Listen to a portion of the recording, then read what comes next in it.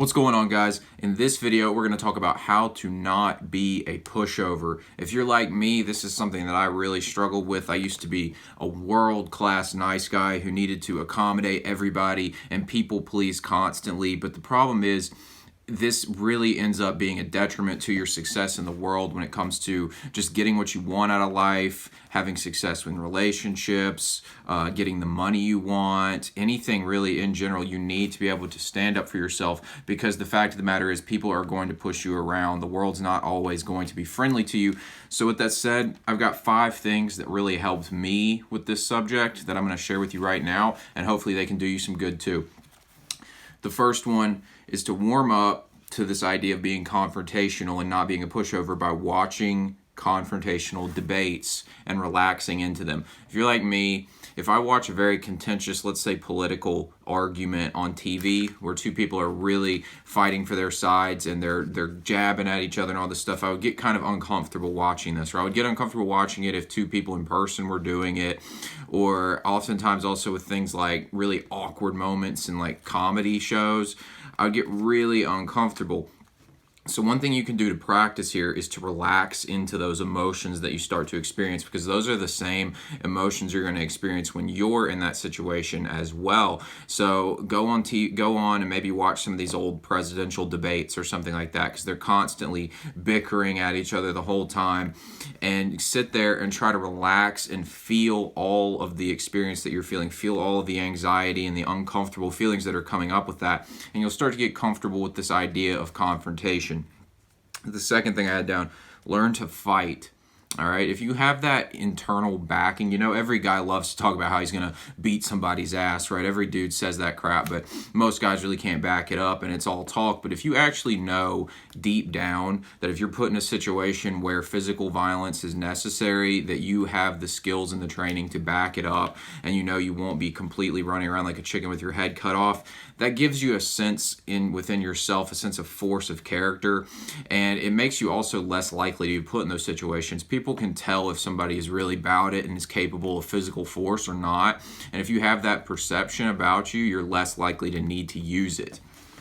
The third thing, understand that it's okay to be disliked. People have a psychological aversion to this because I think a lot of times it associates with the fear of death. Because back in our tribal days, if you were disliked by the tribe and you were cast out, you were probably going to die. And I think this is why a lot of times guys, this combined with an upbringing that has them masking their aggression, these 2 things combined cause people to be very much people pleasers and try to avoid confrontation as much as possible. But you got to understand, we don't live in tribes, first of all, and even if you're in a tribe, you don't want to be in the kind of tribe that doesn't treat you right? You'd rather start your own tribe and get treated correctly. So understand that it's okay to be disliked and that most people aren't going to like you. And in fact, the only way to be successful in this world is to accept that people are going to dislike you. You're not always going to be liked unless you're doing nothing with your life and you're completely harmless, but who wants to be that, right? The fourth thing, learn to be selfish, all right? You can't take care of other people until you take care of yourself. So in an ironic way, being selfish is selfless, right? If you're not willing to say no to things that aren't good for you, then you're not going to be able to put yourself in a good position. If you don't put yourself in a good position, you can't put others in a good position, right? Like, think about, in a way, you're being completely selfish if you don't say no to your friends who want you to go out and get drunk on a Friday night, but you've got to get up and take some important test on Saturday morning or something like that. You're being selfish to your future in that point. Your family's counting on you to do better than that. So ironically, to be selfish is oftentimes the most selfless thing you can do, because it requires you to put aside to accept the uncomfortability of that first moment where you have to say no and put your priorities first. The selfish thing to do is to indulge that feeling and not have to experience that uncomfortable moment. So be selfish in a good way and prioritize your needs and what's important to you so that you can take care of other people as well. The fifth thing, and this was the biggest one for me, was to confront your shadow. Your shadow is the psychological part of yourself. It's the part of your psyche that you don't like to admit is there, right? So a good way to think about this is if you watch a movie Oftentimes, people very rarely, when they watch a movie, are going to put themselves in the shoes of the bad guy, right? We're always going to be the hero character. Like we like to think about if we were in World War II, we would be saving Jews. Like if we were Germans in World War II, we would have been the ones who weren't Nazis and we would have saved the Jews. But the statistical odds are very high that you would have been a Nazi if you had been in Germany during World War II, because almost all of them were. And when you understand this, you realize that the human being is capable of a lot more than he wants to admit to. And when you understand this about yourself, you can start to realize that you're capable of violence. And when you become aware of this fact, you can integrate that into your personality in a more a better way, right? If you have not integrated your aggression, oftentimes you're going to be very resentful. You're going to talk shit about guys behind their backs.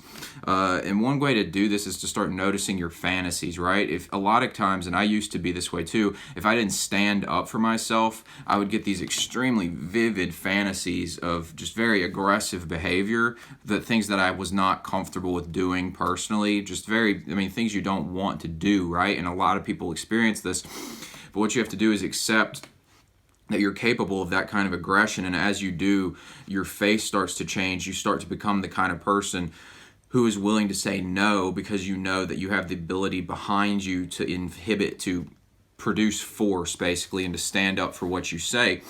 A lot of guys don't like to admit this. They like to pretend like they're harmless or they're nice guys because they think that makes them liked or loved or whatever the case may be. But one of the most eye-opening things I ever learned was that it was a quote from Nietzsche. It wasn't a quote, it was just a paraphrase of him, but he basically said that most morality is just cowardice, right? So you can think about this a lot of times with kids, right? Maybe they didn't want to, maybe when you were a kid, some kid tried to buck up to you and you backed away from the fight.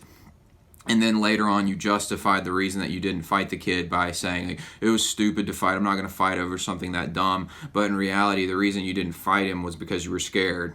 And this happened to me, and this happens in a lot of people's lives. They act like the reason they're doing what they consider to be the right thing is for the right reason, but oftentimes they're just doing it because they were afraid, right? Most people, this is why you see most people aren't willing to take a risk until other people start taking them, and then it gets easier and easier to do the right thing. So most people are going to do the safe thing, the thing that they don't want to admit to the fact that they were scared or that they're just being cowards, and most of the time that is what morality ends up being. A lot of people justify their cowardice through doing the right thing, just saying stuff like, oh, well, I'm just a nice guy and all that crap. They're not nice guys. Nobody's just a nice guy, right? You could be a nice, polite person, but you still have that part of your psyche that's perfectly capable of doing really horrible things, because look around at humans. We do horrible things all the time, and everybody's a human being. And if you haven't gotten comfortable with the fact in yourself that you're capable of horrible things, then you're not very well in control of your psyche,